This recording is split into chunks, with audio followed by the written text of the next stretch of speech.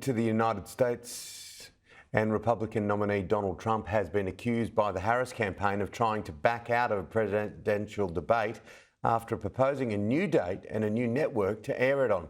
Mr. Trump has proposed to debate US Vice President Kamala Harris on Fox News in September. He previously agreed to appear on ABC News to debate Joe Biden a second time prior to his withdrawal from the election.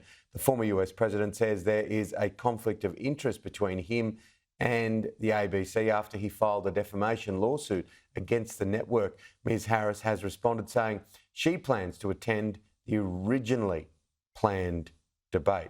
So, see if we can unstitch this. Joining me live is Professor of Political Science at the University of California, Louis DeCipio. Thank you, Professor, for joining us on the program. What do you make of the whole debate drama? Oh, I don't think it's too serious a debate about the debates. They each need a debate, or maybe more than one. They each think they're slightly better than their opponent, so they'll come up with some compromise, perhaps doing both ABC and Fox News. Who knows? I think both campaigns also want a vice presidential debate, and that'll get wrapped up into this at some point.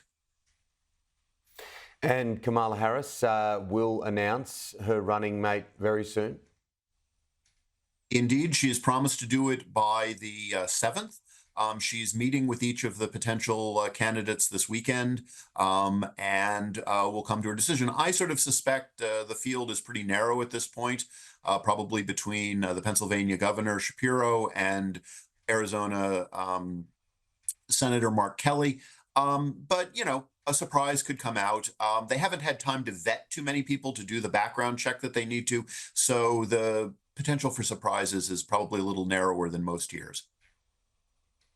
When we chatted a number of weeks ago, it was a very different looking situation. We had Joe Biden, of course, the debate had just happened and it was a disaster for the Democrats. Now we have Kamala Harris with the kind of momentum we haven't seen for a long, long time. It has been very interesting to watch. Indeed, it has. It's been even more experience to live through here on in the United States. Vice President Harris has momentum right now, and that's a hard thing to develop, but she's done an excellent job of uniting the Democrats and in creating some excitement in the base. She's raised a vast amount of money, and a lot of it is small contributions. Small contributions are important, not just for their dollar value, but also because they indicate a lot of interest among voters in supporting President Harris. So that means there's depth of commitment to her campaign that'll play out in November. I think what's also been quite interesting is that former President Trump's campaign has not been very effective at challenging the Harris momentum. They haven't found a message yet that's working, and they've been playing a little bit weak with their vice presidential nominee, J.D. Vance, who hasn't been as strong as they suspected. So it's been a very interesting 2 weeks in the United States. There's been quite a bit of shooting themselves in the foot as well. When you think of the Republican side of things, they had it all set how they were going to attack Joe Biden, and this is a completely different set of circumstances.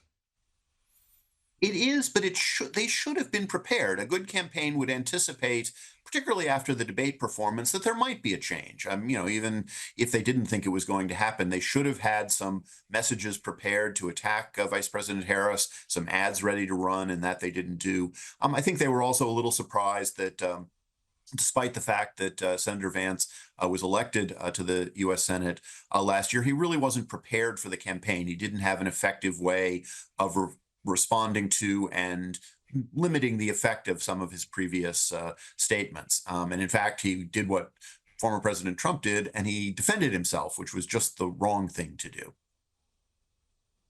Do you think a lot of what we're seeing now is basically a reaction to what we heard a number of months ago, that they didn't want to see? The US public did not want to see Donald Trump and Joe Biden go up. And the whole idea of Kamala Harris, who's doing a great job, obviously, but is so new and fresh and different and aspirational? I think you're absolutely right, Tim. The advantage that Vice President Harris has is that the American public, both Democrats and Republicans, had been asking for an alternative. She presents that. She presents it very strongly. I think equally importantly, the American people we're treating sort of Donald Trump as the new thing, which is what he had been since 2016. He's no longer the new thing, and there's a new thing, and that is at least getting people's attention, which is what you want to do at this stage in the campaign.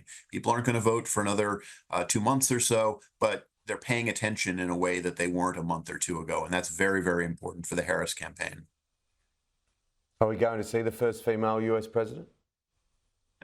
Well, had you asked me 8 years ago, I probably would have said yes, and that would have been Secretary Clinton. So I'm not sure that I'm a very good predictor, but she has an even shot at it right now. And I think the answer will come in how she runs the campaign and how President Trump runs his campaign over the next few months. What do you make of what you're seeing in the swing states? Because there has been a swing in the swing states. There has indeed. President Trump, former President Trump, remains ahead, according to the polling, in at least 4 of those 6 swing states. I think Vice President Harris has been successful, though, in bringing them back into the margin of error, so she has a shot in each of them. I think she's also added North Carolina as a potential swing state, so bringing that up to 7. The importance here is that she has more ways that she could win the presidency in the Electoral College than President Biden did, and that's important for the Democrats. But if I had to put money down right now, former President Trump is still ahead in at least 4 of those 6 states. What are the biggest dangers for Kamala Harris now heading forward to November? Well, the first one will be this vice presidential nominee. The vetting, which usually goes on for at least 2 months, had to have been done in 2 weeks. So there could be something lurking in the background of Governor Shapiro or Senator Kelly that we don't know about. If that comes out in the next week or 2, it makes Harris look weak and unsuccessful. Some of her campaign statements from when she ran for president in 2000 are going to be used against her. She was running in a much more liberal field then, and she had to take some positions that I don't know that she would agree with today. I don't know that she agreed with them in 2000, for that matter. Those were going to come out. We can be confident that the Trump campaign will come up with a message that works, at least among their base voters, to oppose Vice President Harris. I think he tried a version of that at a conference of Black journalists this week, where he questioned Vice President Harris's commitment to African Americans in the United States. That won't play with African Americans, but it may energize Republicans to turn out in what will be a very close election. And then finally, either candidate could make a flub that catches on. The risk in being in the people's attention is that if you make a flub, it will get spread through social media very, very quickly, and that could make either candidate, but I think your Vice President Harris runs a bigger risk of looking weak. And she can't do that right now because former President Trump will attack if he's given an opportunity. You mentioned social media, and as we wrap it up, that is a big, big thing. Who can possibly grab a generational message? And when I say that, I mean the younger vote. And of course, it's no one is forced to go to vote in the United States.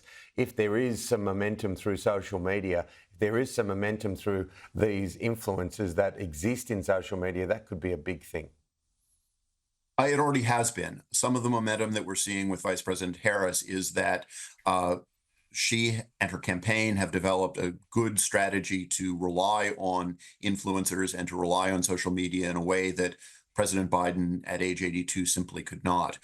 So the energy that is in the Harris campaign is in part coming from social media and from the influencers. That's a risky sort of a twin-edged sword, though, because if they go off the deep end, former President Trump can easily seize that and use it as part of his message that Vice President Harris is somehow different and simply not ready for the presidency. So this will be the first truly social media presidential campaign, and at this point, Vice President Harris has the advantage in that campaign.